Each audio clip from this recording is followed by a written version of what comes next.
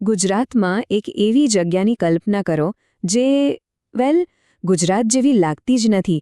ચારે બાજુ પહાડો, ધુમ્મસ અને લીલીછમ ખીણો. તો ચાલો આજે આપણે વાત કરીએ ડાંગના ઉચ્ચ પ્રદેશના તાજ સાપુતારા વિશે. તો સાપુતારાને આટલું બધું ખાસ શું બનાવે છે? જવાબ એકદમ સીધો અને સરળ છે, પણ બહુ મોટો છે. આખા ગુજરાતનું આ એકમાત્ર હિલ સ્ટેશન છે.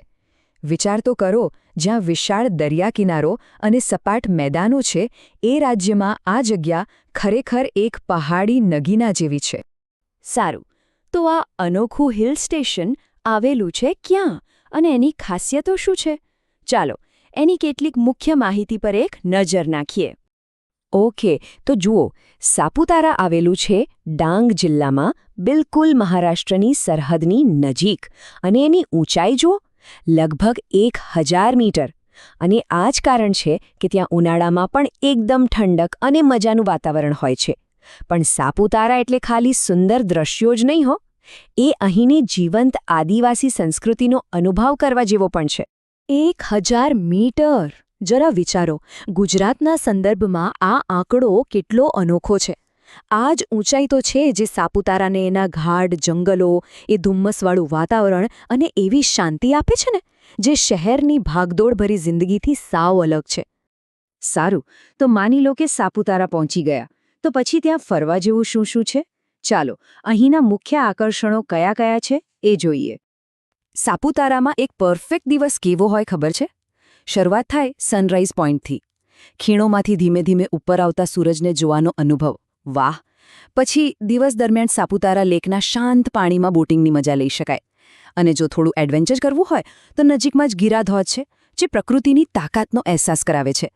અને દિવસનો અંત એ તો સનસેટ પોઈન્ટ પર જ થાય, આકાશમાં ફેલાતા કેસરી રંગોને જોતા જોતા, જાણે કુદરત સાથે સીધી વાતચીત થતી હોય એવું લાગે.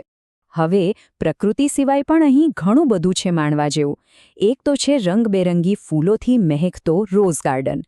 પણ એક અનુભવ જે ખરેખર ચૂકવા જેવો નથી, એ છે આદિવાસી મ્યુઝિયમ. અને આ કોઈ સાધારણ મ્યુઝિયમ નથી હો, એ તો ડાંગની સમૃદ્ધ સંસ્કૃતિને સમજવા માટેની એક બારી જેવું છે. એમની કળા, એમના સંગીતના વાદ્યો, એમની જીવનશૈલી બધું જ અહીં જોવા મળે. હવે સૌથી મોટો સવાલ, સાપુતારા જવાનો પ્લાન ક્યારે બનાવવો? એનો જવાબ એના પર છે કે કેવો અનુભવ જોઈએ છે. જુઓ, અહીં 2 મુખ્ય ઓપ્શન છે. જો ખુશનુમા અને આરામદાયક ઠંડકવાળું વાતાવરણ ગમતું હોય તો ઓક્ટોબરથી માર્ચનો સમય બેસ્ટ છે. ફરવા માટે અને પ્રકૃતિને માણવા માટે એકદમ પરફેક્ટ. પણ જો પ્રકૃતિનો અસલી જાદુ જોવો હોય ને, તો ચોમાસા જેવો કોઈ ટાઈમ નહીં. વરસાદ પછી આખું સાપુતારા જાણે લીલી ચાદર ઓઢી લે છે. પહાડો પર વાદળાઓ રમતા હોય. ખરેખર એ દૃશ્ય કોઈ સપના જેવું જ લાગે. તો આમ બધી વાત પરથી આપણે સાપુતારાનું હાર્દ શું કહી શકીએ? એની અસલી ઓળખ શું છે?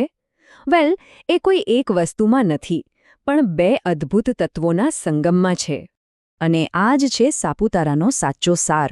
એક તરફ છે એનું મંત્રમુગ્ધ કરી દે એવું કુદરતી સૌંદર્ય, અને બીજી તરફ છે ડાંગની આદિવાસી સંસ્કૃતિનો જીવંત વારસો. વિચાર તો કરો, જ્યાં પહાડો, ધોધ અને જંગલોની વચ્ચે ત્યાંના સ્થાનિક સંગીત અને નૃત્યના પડઘા સંભળાતા હોય.